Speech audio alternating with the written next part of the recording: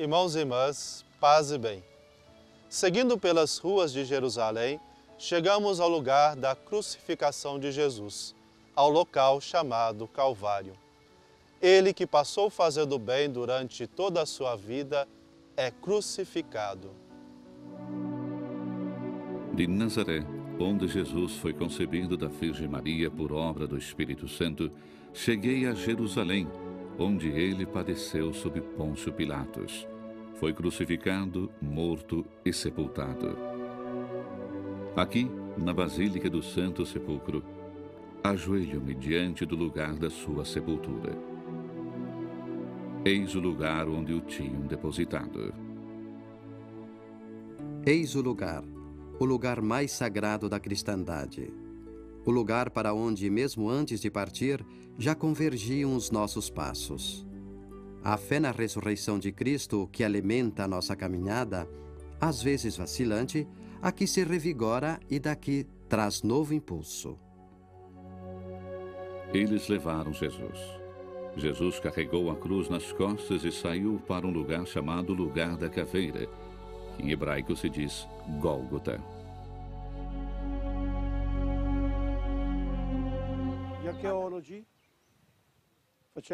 Os arqueólogos, pesquisando nesta área da cidade marcada pela construção do Santo Sepulcro de Cristo, descobriram que o subsolo é todo uma enorme pedreira. Uma dessas rochas é o Calvário, que costumamos chamar de Monte Calvário, mas que talvez seria mais apropriado chamar de Rochedo do Calvário, uma rocha que sobressai no meio da pedreira. Aqui estamos no centro do mundo cristão. Os cristãos romano-latinos chamam esta basílica de Basílica do Santo Sepulcro, enquanto os gregos a chamam de Basílica da Ressurreição. Aqui Cristo morreu e ressuscitou. Morreu pelos nossos pecados, ressuscitou para a nossa justificação e nos chama a todos para a conversão. A 5 metros do nível da basílica, eleva-se o Calvário, o rochedo do Gólgota, onde toda a página das Escrituras é levada ao seu comprimento. 2 escadinhas íngremes levam até lá. À direita, a capela construída pelos franciscanos venera a lembrança da 10ª e da 11ª estação da Via Dolorosa. Jesus despido das vestes e pregado à cruz. Eles o crucificaram e repartiram suas roupas, fazendo um sorteio para ver a parte de cada um. Eram 9 horas da manhã quando crucificaram Jesus. E aí estava uma inscrição com o motivo da condenação: o Rei dos Judeus. Aqui, a cruz é a árvore da vida que dá seus frutos. A cruz que fica no meio de 2 outras cruzes. Aqui, Cristo é a serpente de Moisés que cura as feridas da humanidade. Aqui, Cristo, coroado de espinhos, tira a maldição da terra, que são os espinhos, para nos trazer a bênção. A capela à esquerda, cujos ofícios são celebrados pelos gregos ortodoxos, apoia-se sobre o rochedo venerado, visível nas laterais do altar através de vidraças. Um disco de prata aberto ao centro evidencia o furo onde a cruz foi fincada. À direita mostra-se aquela peculiar rachadura que, segundo os evangelhos, se produziu na morte de Cristo. Uma rocha avermelhada com leves estrias brancas na entrada da basílica relembra os cuidados que 2 discípulos, obtido de Pilatos o corpo, dedicaram a Jesus antes da sepultura, conforme o costume judaico.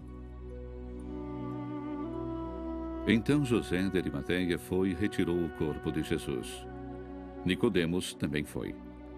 Levou mais de 30 quilos de uma mistura de mirra e resina perfumada. Então eles pegaram o corpo de Jesus e o enrolaram com panos de linho junto com os perfumes. No lugar onde Jesus fora crucificado havia um jardim, onde estava um túmulo, em que ninguém ainda tinha sido sepultado. Então, porque o túmulo estava perto, lá colocaram Jesus.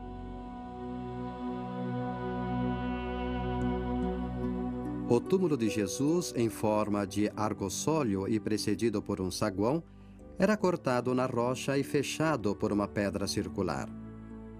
Durante a restauração realizada por Constantino, foi isolado do resto da colina e incorporado a uma edícula no meio do Anastasis, o grandioso edifício mausoléu em forma circular.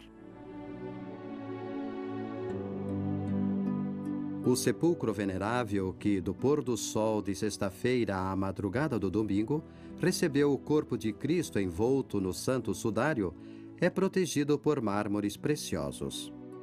É o sinal mais eloquente, nobre, do novo dia iniciado por Cristo. A pedra pesada é revirada, o sepulcro aberto, nada é mais como antes.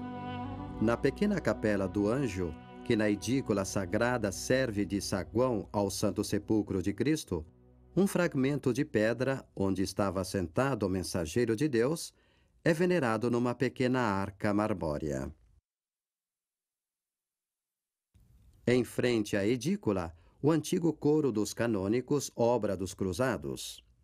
Conhecido hoje como Catholicon, é propriedade dos gregos e ocupa um espaço onde surgiam o tripórtico e uma parte do martírio constantiniano.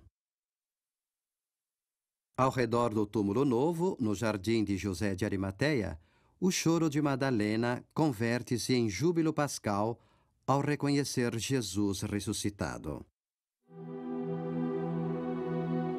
Jesus disse: Maria.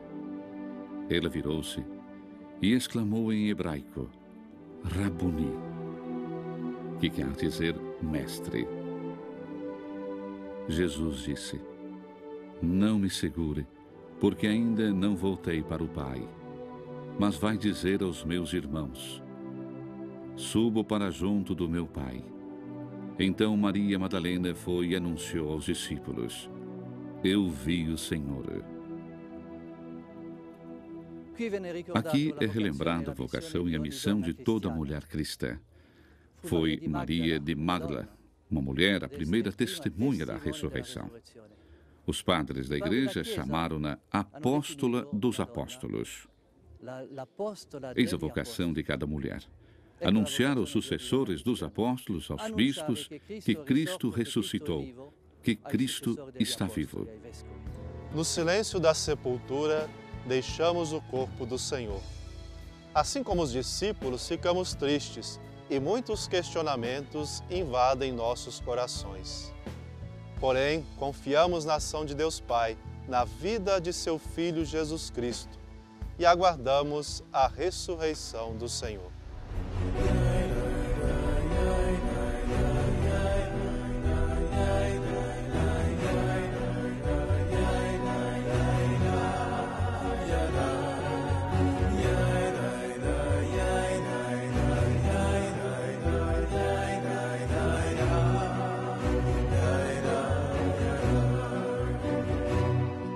Shema Yisrael.